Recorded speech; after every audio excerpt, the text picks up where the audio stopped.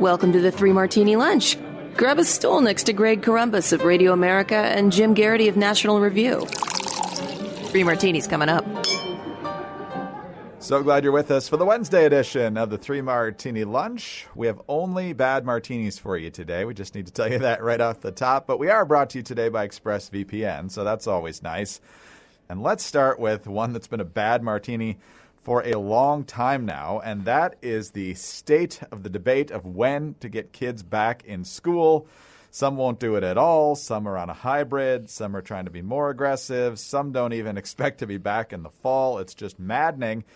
And there aren't that many states with elections this year. The one where we live, Virginia, is one of them. There's a gubernatorial race, and every seat in the House of Delegates is up as well, which is important because it's a very narrow Democratic majority. And here's the funny part, but sad for the kids. This is courtesy of the Free Beacon.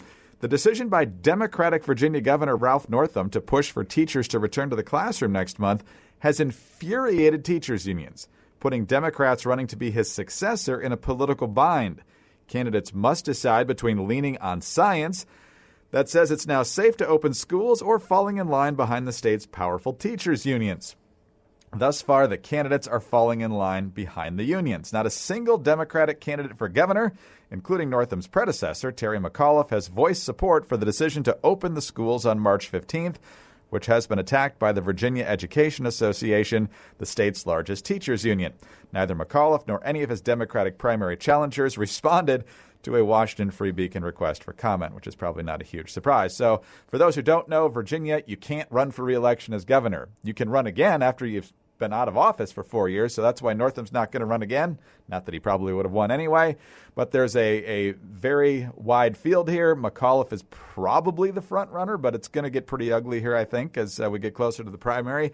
But Jim, this is an opportunity for Republicans to differentiate themselves. I don't know that they still would win statewide. It's getting pretty blue here. But in some of these marginal House of Delegates races, it's at least possible. The bad news, of course, is that even when the science is on the side of returning to school, the teachers' unions really hold the power when it comes to Democratic politicians. Yeah, and there's just one note I would add to this Washington Free Beacon article when they point out that Northam is pushing for reopening to school. Greg, I don't know about you. He's not pushing that hard. I have noticed any strained muscles over there. He has said, yes, he wants to get the kids back into the classroom. Here in this neck of Fairfax County, the plan is for certain grades to go back in early March. Later grades will go back just a little bit before spring break, ironically, for 2 days a week. That's, what we're all hoping for. This Friday, the U.S. Centers for Disease Control is supposed to unveil their proposals for safely reopening schools. And Biden himself has made very clear that they're not certain that vaccination is necessary for teachers. But he believes you have to completely redo the HVAC system. Now, anybody who's ever watched any school repairs in most districts will know this doesn't happen quick. If you're lucky, you can get it done during a summer. There is no way you're going to be able to tear out all of the existing HVAC systems of schools and put them back in. So my fear is that the March reopening here in this neck of Virginia that the teachers' unions will point to this CDC report and say, aha, see? Sure, we're all vaccinated, and sure, we can't actually have any health issues because of SARS-CoV-2 because we've been pushed to the front of the line for vaccinations. But we still can't go into the school because the HVAC systems aren't okay, and that's our new excuse for not reopening the schools. I don't know how the circumstances are in the rest of the state, but most of the blue parts of Virginia have either not opened their schools at all or are opening them up exceptionally slowly. Most studies all around the world have demonstrated if you do it properly, you got to distance the kids apart. You got to tell them to wear masks. And yes, we all know kindergartners are going to be tough to get them to wear masks. Maybe you do it half and half. You do half on Mondays and Tuesdays, half on Wednesdays and Thursdays, that sort of thing. But it can be done. And all kinds of parents, both rich and poor, have said, look, trying to learn from a screen for 5 or 6 hours a day is not doing my child any good. It is good that the Republicans have this division and this clear distinction between themselves and the Democrats. Pete Snyder, who I might say is the frontrunner for Republicans, but maybe it's kind of debatable.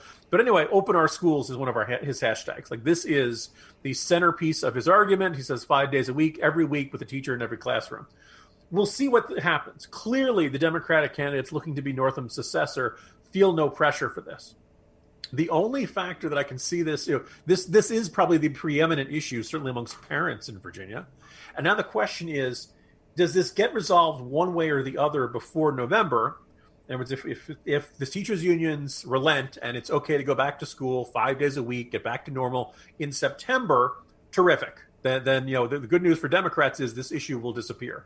If it doesn't, and if, say, in September, we have a good chunk of the population vaccinated, not just the population as a whole, not just teachers, but generally people are vaccinated, and we're still doing 2 days a week, then this could be a very live issue come November of 2021.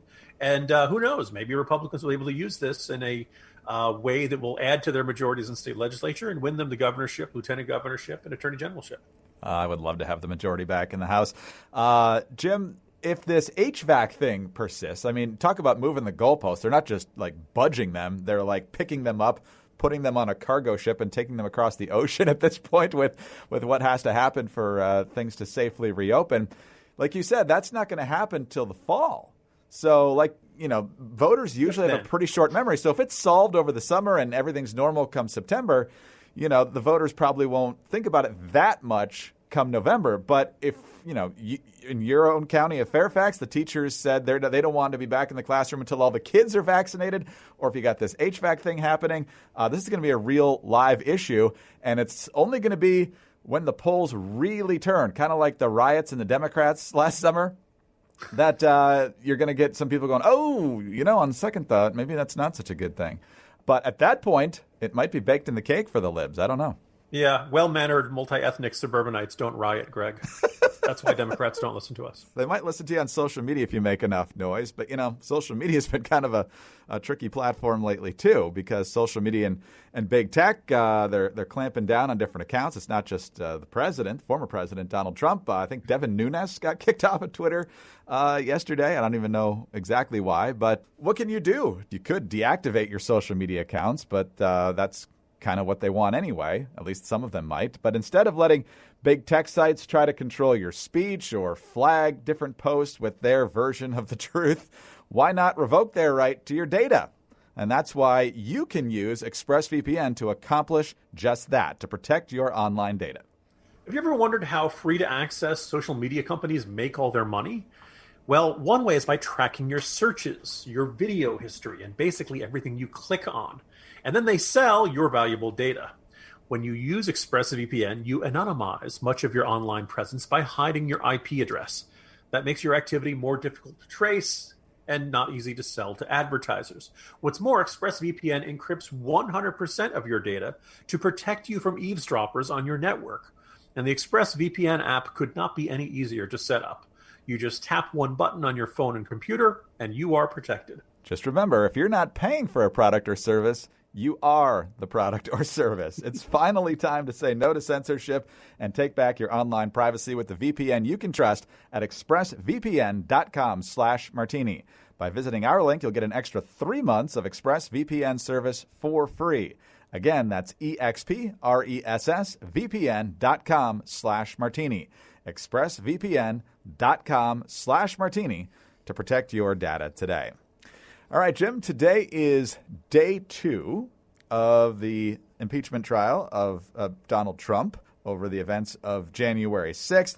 Yesterday was opening arguments and ultimately a vote on whether the premise for the trial was constitutional. That passed. I believe it was 56-44, which is one less Republican opposed to that than voted to dismiss the case. That was Bill Cassidy of Louisiana, and already the Louisiana Republican Party furious at him. But the big story yesterday was the not ready for a primetime performance of the Trump legal team. Bruce Castor and David Schoen were the attorneys, and by most accounts, Castor's getting far worse reviews than Schoen. By his own admission, Castor got up first when that wasn't the original plan. He said that the strength of the House manager's opening statement, complete with a 13-minute video of the rioting that day and so forth, was compelling. So he got up first, and then, according to most senators, and I think a lot of people who watched, didn't really make a point Here's Cassidy, the guy who decided to go forward with the trial. He said the House managers were focused, they were organized, they relied upon both precedent, the Constitution, and legal scholars. They made a compelling argument. President Trump's team were disorganized. They did everything they could but to talk about the question at hand, and when they talked about it, they kind of glided over, almost as if they were embarrassed of their arguments. John Cornyn, not one of the finest I've seen, referring to the presentation. The first lawyer just rambled on and on and on and didn't really address the constitutional argument. Finally, the second lawyer got around to it. Lisa Murkowski, I was really stunned by the first attorney who presented for the former president. Couldn't figure out where he was going. He spent 45 minutes going somewhere. Mr. Schoen did a better job, but I think they sure had a missed opportunity with their first attorney. So far, there's 6 Republicans suggesting that they're at least considering voting for conviction, which is still nowhere near the votes that they need. And so, Jim, this isn't a normal case. It's not a normal courtroom. It's not a normal jury. The jury is already highly prejudiced. None of them would probably be impaneled in a normal court case like this. So ultimately, it certainly seems that the foregone conclusion remains the foregone conclusion. But you do have to be amazed at what seemed to be borderline incompetent counsel, particularly on the part of Mr. Castor. So what did you make of it, and does it ultimately change anything? Yeah, so the first thought is, if you ever watch like a debate performance and you're seeing somebody do a terrible job, and then you go online, and in part because of partisan instincts and everybody's desire to cheer for their guy, you see people insisting, no, that guy did a terrific job. Don't believe, who are you going to believe, me or your lying eyes, right? You've watched it and you're just thoroughly underwhelmed by what somebody did. And yet there are people who are arguably trying to gaslight you saying, no, this is terrific. Greg, the silver lining is that nobody, as far as I can tell, is trying to gaslight us into believing that Bruce Castor did a great job. Not even Trump supporters were impressed by that. Apparently the president was furious about it. Bruce Castor is probably best described. One, I got a strong vibe of Phil Hartman's Unfrozen Caveman Lawyer. I'm just a caveman. Your ways confuse me, but I do know that this is not constitutional. It was as if he was trying to do this Matlock folksy, I'm just like you relation to the senators that were there. It was long. It was meandering. It was kind of hard to follow what point he was trying to make. It doesn't. Schoen at least showed up and pounded the table, and he was fired up, and he was angry, and all that stuff. It was exactly the kind of defense that I'm sure the president himself wanted to see from his man. Again, I don't know if there's anybody who's persuadable amongst these senators. It looks like Cassidy has changed a little bit. I think it's safe to assume that if 44 Republican senators have voted no, that this is not a constitutional impeachment process, I don't think they're going to vote to convict. Well, this is totally unconstitutional, but yeah, I think he did what he did, and we should, we kept him guilty. It's not very likely to shake out that way. So the interesting thing is that the House managers have, on one hand, the easy job. Yesterday, they just had to argue, yes, this can be done under the Constitution, and 2, they show that opening video, which shows how terrible what happened on January 6th was, and basically say, look, aren't you really mad at the president for his role in setting the stage for all of these things to happen? Trump's lawyers have the harder part in terms of actually getting people to believe that it either is unconstitutional or that Trump has no responsibility for what happened on that day. But you look at his thing. In the end, there are 40-some Republican senators who are going to vote not to convict, barring some, lightning bolt out of the blue that changes their mind. And so on the one hand, as bad as it was for Bruce Castor, I don't think this is really going to have any long-term effect other than maybe, Trump furiously typing into his phone, hoping that Twitter would, the Twitter ban would somehow magically be undone. It's hard to change counsel mid-trial, and obviously there were a number of people that chose not to represent the president in this case. If he did want to make a change, though, Jim, Cat Lawyer. Yes, Cat Lawyer took the internet by storm yesterday. If you haven't seen it, you really need to. It's hilarious. A judge and 2 attorneys doing a virtual hearing, and one of the attorneys apparently had a kid on the computer before him who put on a cat filter, and he didn't know how to take it off, so it looked like a cat was arguing one side of the case. Can you hear me, Judge? I can hear you. I think it's a filter. It is, and I don't know how to remove it. I've got my assistant here. She's trying to, but I'm prepared to go forward with it. I'm here live. I'm not a cat. So, Jim, good to know that Cat Lawyer is still an option here, I guess. I mean, Cat, he's pretty good. The only fear there is if he ends up being driven to the Senate by Toonses. So if you can't get unfrozen caveman lawyer, Cat lawyer is the way to go. But we don't know if Cat lawyer won his case. We just know that he at least showed up for the hearing. The government is actually planning to use the riots at the Capitol as an excuse to increase its spying on Americans. I'm Sarah Carter. On the latest Sarah Carter Show, I walk through the recent history of the government using events like this to seize power and trample your rights, all while insisting they are protecting us. We'll also have Gordon Chang with us to discuss the emerging China threat, from big tech to regional aggression. Subscribe to the Sarah Carter Show at Apple, Spotify, or wherever you get your podcasts. All right, Jim, let's move now to our final bad martini, and the Anthem Wars are back again. Once again with the NBA. Of course, this has been going on for years now. Once Colin Kaepernick got benched with the 49ers, I think 2017 was when he started at first sitting and then kneeling, and then that whole season became a referendum on that, kind of faded away, and then with the death of George Floyd, it came back in a very vigorous way. The NBA essentially dedicated its season in the bubble to Black Lives Matter and so forth. So now the new season's underway. They're not in the bubble. They're in their arenas, limited fans, if there are fans at all in some of these places. And the Dallas Mavericks and Mark Cuban have taken the anthem debate to a new level. NBC News. The Dallas Mavericks have stopped playing the national anthem before home games at the direction of owner Mark Cuban. The anthem has not been played at any of the 13 preseason and regular season games played so far at American Airlines Center. The Athletic was the first to notice the change during Monday's game, the first played with some fans in attendance. Cuban confirmed to The Athletic and ESPN that he had altered the pregame ritual, but declined to explain further. The NBA's rules require players to stand during the anthem. However, NBA Commissioner Adam Silver has not enforced that rule in recent years as players chose to kneel during the anthem in protests of police brutality and social injustice. NBA spokesman Tim Frank saying, under the unique circumstances of this season, teams are permitted to run their pregame operations as they see fit. So a nice cop-out from the NBA. So, Jim, I fear this is where we may be headed here. Teams and maybe leagues just deciding the controversy is not worth it, and so they're not going to do the anthem at all, which, of course, leads to an even deeper controversy.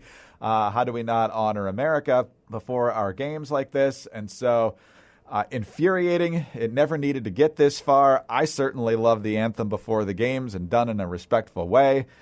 What do you make of this? Because it just seems like we peeled off a whole new layer of divisiveness here.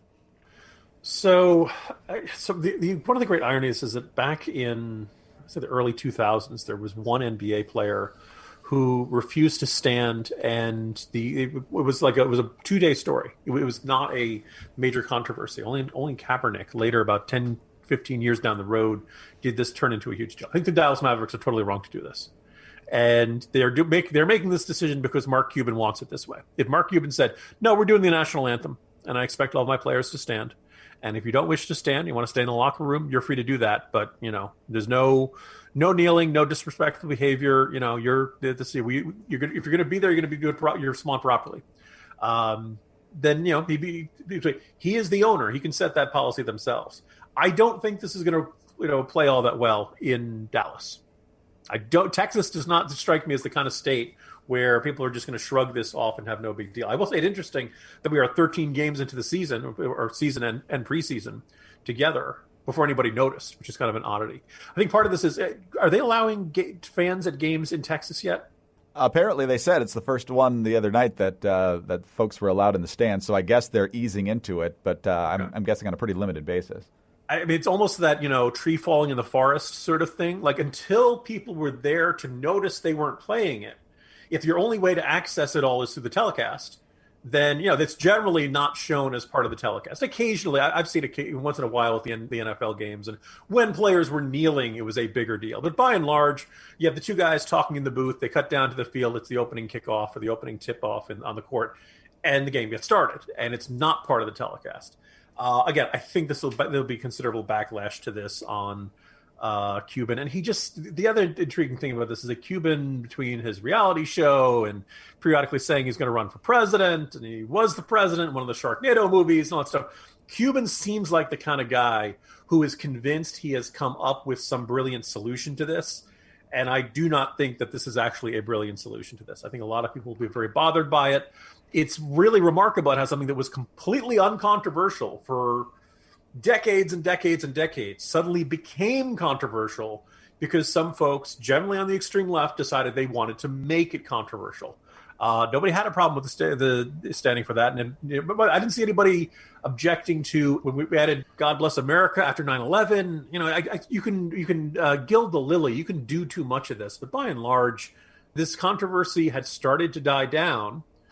We've got a pandemic going on. We've got bigger things to worry about. And now, you know, the glowing embers, the controversy, we're just there. And Mark Cuban has to go and dump some gasoline on the whole thing and see what happens. Jim, I don't know if you're a Shark Tank fan. Our family's pretty much addicted. Even our kids like it. They don't necessarily follow the conversation perfectly well, but they have their favorite sharks. I think our 8-year-old's favorite one is Barbara, and our 6-year-old likes Lori. Cuban, of course, is one of the sharks on Shark Tank. So if you're a Mavericks fan and this has turned you off, you could send in a nice letter to Cuban and saying, well, because you won't play the anthem, because you're disrespecting the flag, for those reasons, I'm out. I'm very disappointed because my understanding was that if they don't like your pitch for your product, don't they drop you into an actual Shark Tank? That would be far more dramatic, yes.